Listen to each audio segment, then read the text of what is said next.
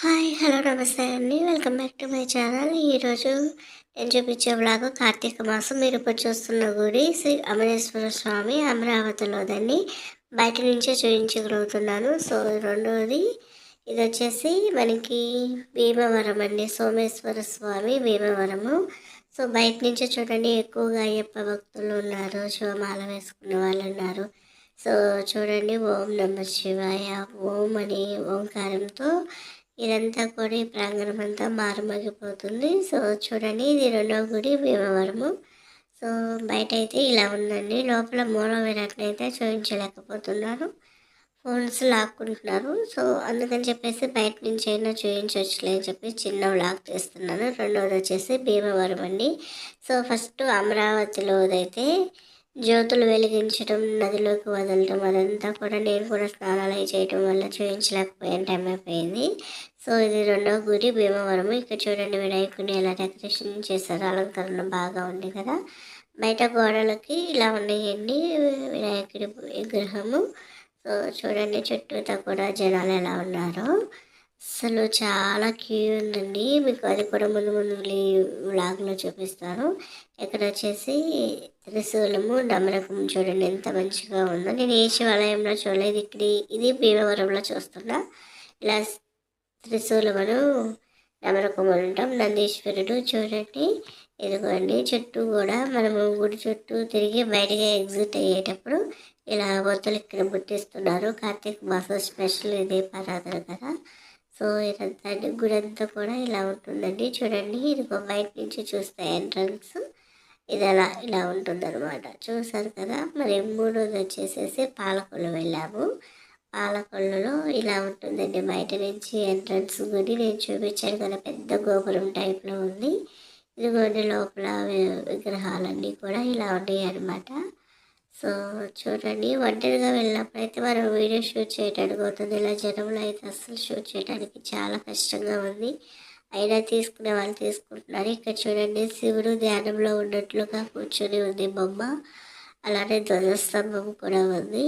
So ఇంత queue లైట్లు ఉందో చూడండి. సో ఇదంతా కూడా శివుడు ధ్యానంలో ఉన్నట్లుగా చూపిస్తున్నారు. ఇక్కడ విఘ్నేశ్వర స్వామి కొన్ని ప్రతిమలు ఇలా గోడ కొన్ని చూడండి మీకోసం. శ్రీ లలితాదేవి అమ్మవారు ఇలా ఉన్నారనమాట. సో ఇది వచ్చేసి వాసవి కన్యకా పరమేశ్వరి అమ్మవారి విగ్రహం అనమాట. ఇలా గోడ మీద అప్పుడు ఎంత బాగా చెక్కారు కదా, శ్రీ వీరభద్రుడు స్వామి అండి ఈయన. సో నెక్స్ట్ వచ్చేసి శ్రీ సప్తమాతృకలు. సో ఇది తర్వాత వచ్చేసి శ్రీ సంతోష రూపం అనమాట. అమ్మవార్ల విగ్రహాలన్నీ కూడా ఇలా పెట్టేశారు. చాలా ఉన్నాయండి, కొన్ని తీశాను నేను. శ్రీ అష్టలక్ష్ముల విగ్రహం అనమాట ఇది, అమ్మవార్ల విగ్రహం. సో చూడండి, ఇక్కడ పైన పేర్లు కూడా క్లియర్గా కుమారస్వామి మీకు కనిపించడం కోసం తీశారు. మళ్ళీ దేవ సమేత ఫాస్ట్గా వచ్చేస్తుంది ఇది చూడండి. ఇక్కడ ఇవన్నీ కూడా ఇట్లా అమ్మవార్ల గురించి ప్రొఫైల్స్ ఇలా పెట్టేశారు. భర్త మార్కండేయ, అలానే ఇలా చూడండి. సో వీడియో చూస్తున్నారే కానీ ఎవరు లైక్ చేయట్లేదండి. ప్లీజ్ లైక్ చేయండి. మీరు ఇచ్చే లైక్ వల్ల వీడియో ఎక్కువ మందికి రీచ్ అవుతుంది. మీకోసం నేను చూసాను కదా, ఎంత తీయాల్సిన అవసరం లేదు, రాధాకృష్ణులండి. సో మన వ్యూవర్స్కి చూపించడం కోసం ఇలా శ్రమపడి తీశారు. సో ఇక్కడ ఒక చెట్టు ఉంది, ఆ చెట్టు కింద కూడా ఇలా ప్రదక్షిణలు చేసేసి ఇలా చేస్తున్నారు. సో ఇదైతే పాలకొల్లులో అనమాట. మనము అక్కడ గుండించి బయటకు వచ్చాక అన్నదాన సత్రం ఉంది. అన్నం తినేసి సన్నాయి చేసి అమ్మవారిని ఇలా ఫోటో తీశారు. ఇది లాస్ట్ కాదు, 4వది ద్రాక్షారామం అనమాట. ఈ ద్రాక్షారామంలో చూడండి అసలు ఎంత పెద్ద క్యూ ఉందంటే, అస్సలు ఇదంతా కూడా పురాతనమైన గుడి అండి, రాళ్ళతో కట్టారు. చూడండి, మీకు వీడియోలో చూసినా కూడా కనిపిస్తుంది ఎంత స్ట్రాంగ్గా ఉందంటే అంత స్ట్రాంగ్గా ఉంది. బయటకు వచ్చేసాక ఇక్కడ చెట్టులో శివుడు వెలిసాడంట. ఇక్కడ ఒక పూజారుని చెప్తున్నాడు అనమాట. మనం ఒక కోరిక కోరుకొని మన కోరిక నెరవేరితే ఇక్కడికి వచ్చి ఒక బిందె నీళ్ళు ఇక్కడ పోసేసి వెళ్ళండి అని చెప్తున్నారు. బట్ ఓన్ వాయిస్ అయిద్దాం అనుకున్నారు కానీ ఇవ్వలేదు. సో ఇదనమాట దీనికి రీజను. సో ఇది లాస్ట్గా వచ్చేసి మనకి సామర్ల కోట అండి. బయట నుంచి ఎంట్రన్స్ ఇలా ఉంది, బాగా చేస్తారు డెకరేషను. ఇది చూడాల్సిన ప్లేస్ అండి. సామర్లకోట బయట నుంచి డెకరేషన్ అంతా కూడా ఇలా ఉంది. సో చూడండి, లైటింగ్ అంతా కూడా బాగా పెట్టేశారు.